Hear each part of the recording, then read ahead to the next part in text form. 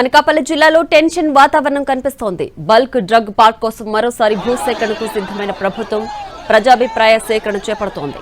అయితే అదనపు భూసేకరణను ప్రజలు వ్యతిరేకిస్తున్నారు. దీంతో పోలీసులు భారీగా మోహరించారు. ఎక్కడికక్కడ బ్యారికేడ్లు ఏర్పాటు చేశారు. వామపక్ష వైసీపీ నేతలను ముందస్తుగా అరెస్ట్ చేశారు.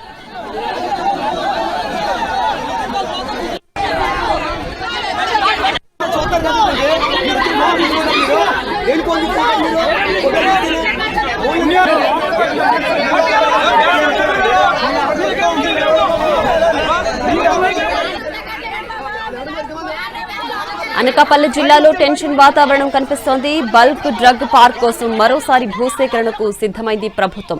ప్రజాభిప్రాయ సేకరణ చేపడుతోంది. అయితే అదనపు భూసేకరణను ప్రజలు వ్యతిరేకిస్తున్నారు. దీంతో పోలీసులు భారీగా మోహరించారు. ఎక్కడికక్కడ బ్యారికేడ్లు ఏర్పాటు చేశారు. వామపక్ష వైసీపీ నేతలను ముందస్తుగా అరెస్ట్ చేశారు.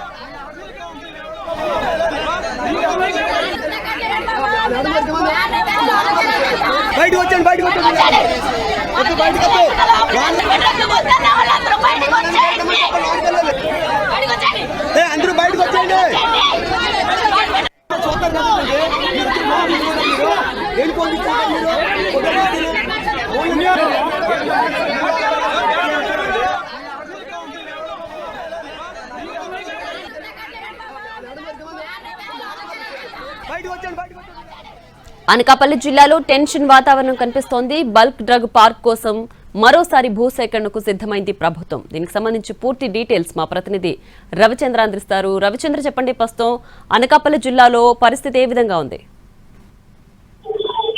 నక్కపల్లి మండలంలో రెండో విడత భూసేకరణ ప్రక్రియకు సంబంధించి కొంత టెన్షన్ వాతావరణం కనిపిస్తోంది. బల్క్ డ్రగ్ పార్క్ కోసం 1500 ఎకరాలు అవసరం అవుతుందని ఇప్పటికే ఏపీఐసి గుర్తించింది. ఇందులో సగ భూసేకరణను ఇప్పటికే పూర్తి చేసింది. మిగిలిన 800 ఎకరాలకు సంబంధించి రెండో విడత భూసేకరణకు ప్రజాభిప్రాయ సేకరణ జరుగుతుంది. అయితే భూములకు సంబంధించి గతంలో తీసుకున్న భూములు ఏవైతే ఉన్నాయో వాటి సమీకరణకు సంబంధించిన పేమెంట్స్ ఇంకా జరగలేదు. ఇప్పుడు మరోసారి భూములను ఇవ్వగలిగితే తమకు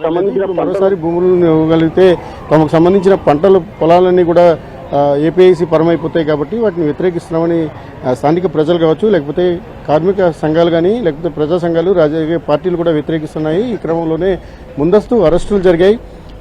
నక్కపల్లి మండలంతో పాటుగా జిల్లా వ్యాప్తంగా ఉన్న సిపిఐ సిపిఎం నాయకులతో పాటుగా వైఎస్ఆర్ కాంగ్రెస్ పార్టీ నాయకులను కూడా పోలీసులు ముందస్తు అదుపులోకి తీసుకున్నారు. ప్రస్తుతం కొద్దిమంది మాత్రమే ఈ ప్రజాభిప్రాయ సేకరణలో మాట్లాడే అవకాశాన్ని కల్పించడానికి కూడా ప్రజలు వ్యతిరేకిస్తున్నారు. పూర్తి స్థాయిలో ప్రజాభిప్రాయ సేకరణ జరగాల్సిందే.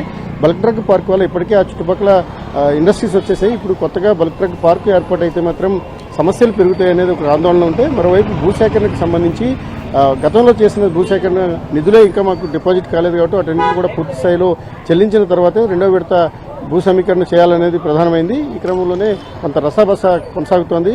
అధికారులు వారికి నచ్చజెప్పి ప్రజాభిప్రాయ సేకరణ సజావుగా సాగించే ప్రయత్నాన్ని కొనసాగిస్తున్నారు.